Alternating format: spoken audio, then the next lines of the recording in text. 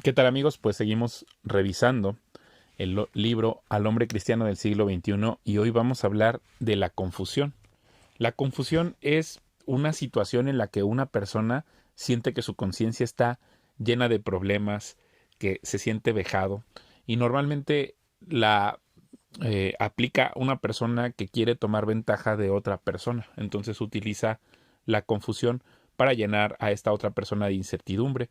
Y si esta persona no utiliza la inteligencia ni el discernimiento, pues puede caer en estas trampas de engaños y confusión. Es muy interesante que mm, la confusión la podríamos definir como la violación del orden. Y de hecho la palabra balal o baal pues también significa confusión o mezcla o algo que está así entremezclado. Entonces es muy interesante cómo eh, la confusión el ser humano la ha experimentado desde el principio del tiempo y lo podemos ver en el relato de Génesis cuando Adán y Eva son expulsados del paraíso. Es lo equivalente a que alguien llegara y vaciara tu casa, te robaran toda tu casa y tu negocio llegara a la bancarrota o te corrieran de tu trabajo y te divorcias de tu esposa, pierdes todos tus privilegios que tenías antes de golpe, por el pecado, por la maldad, por tu rebelión. Quieres vivir tu vida a tu modo y vas perdiendo todos tus privilegios y tus derechos. Eso fue lo que le pasó a Adán y Eva.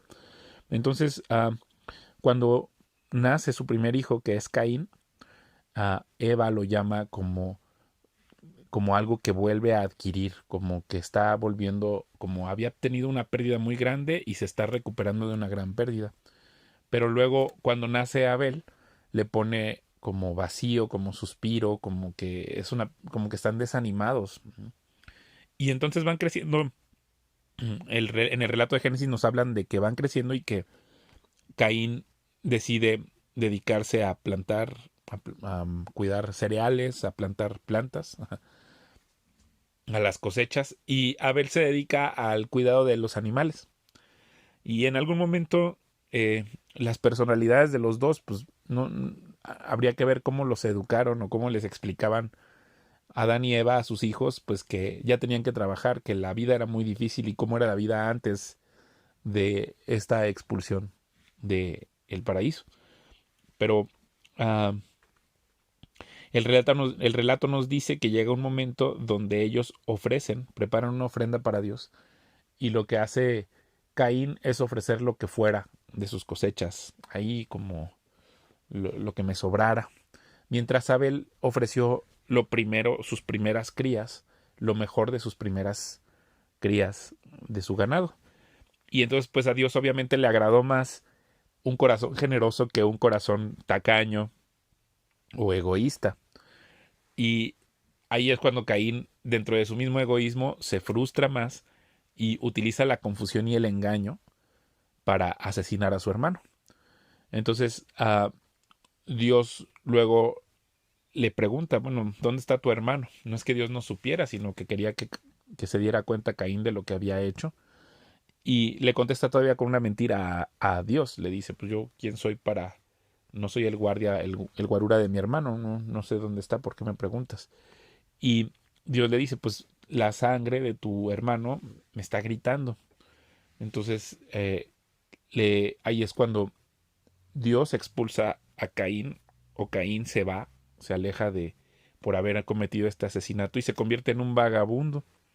Y justo aquí en este primer relato tan elemental, luego hay en la tradición judía explicaciones que cuando, como el relato del Génesis se basa en lo esencial de lo que se quiere platicar, pues ya para entonces se pensaba que nacían gemelos. Entonces, por ejemplo, Caín tenía una hermana y Abel tenía una hermana cuando nacían.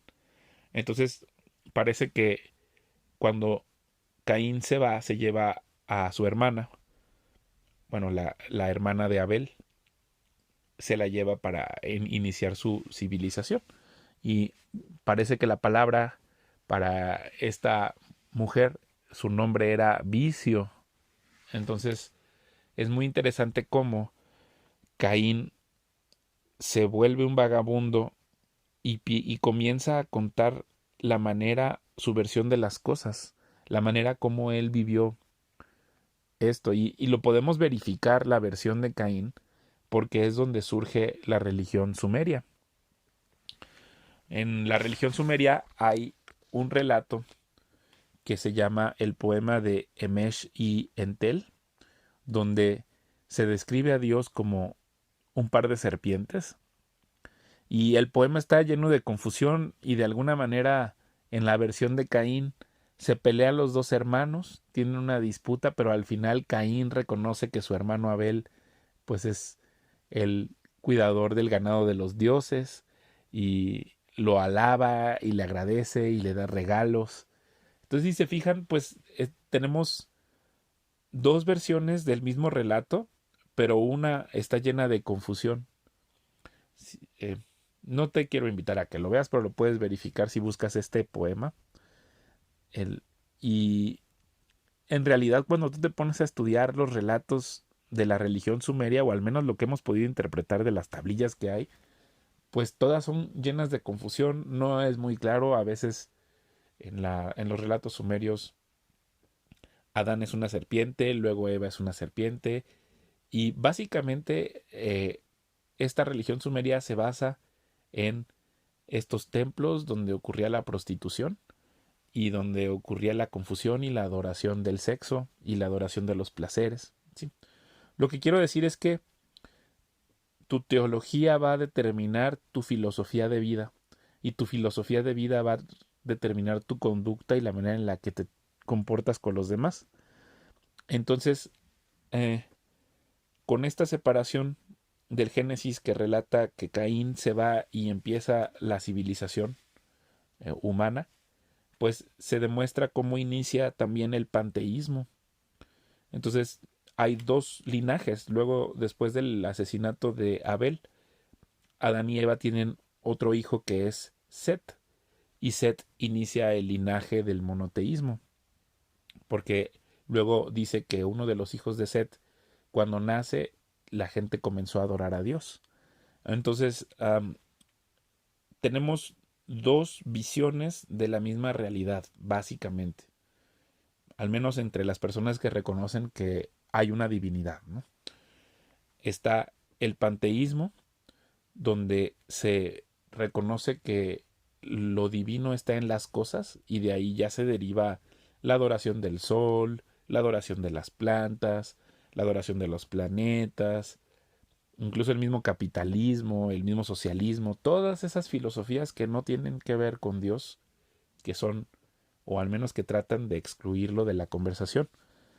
Y luego tenemos la adoración del Dios, pero visto como un ser separado de lo que Él creó, que ese es el monoteísmo, es la adoración de un solo Dios que creó las cosas buenas, pero que Él no es esas cosas que Él creó.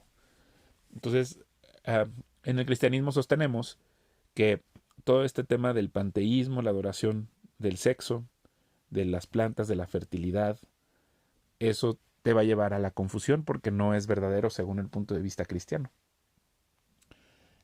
Solo uno puede tener la razón, solo uno puede ser la verdadera descripción.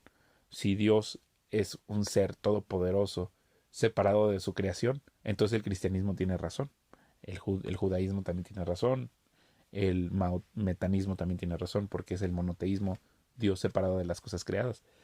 Si Dios es también las cosas creadas, pues entonces todas las religiones estas de hinduismo, de donde viene el yoga, todas estas religiones de los horóscopos, de los aztecas, de la adoración de Moloch, todas estas cosas, pues entonces estas son las verdades. Y tendrías que estar dependiendo que alguien prenda una veladora o que haga sus conjuros o sus amarres, todas esas cosas son para nosotros confusión. Entonces, espero que te haya quedado muy claro este tema de distinguir entre lo que lleva a la confusión y lo que lleva a la claridad. Desde el punto de vista del cristianismo, adorar al Dios separado de la creación lleva a la claridad y adorar a las cosas creadas lleva a la confusión. Muchas gracias por escucharme y nos vemos en el siguiente capítulo.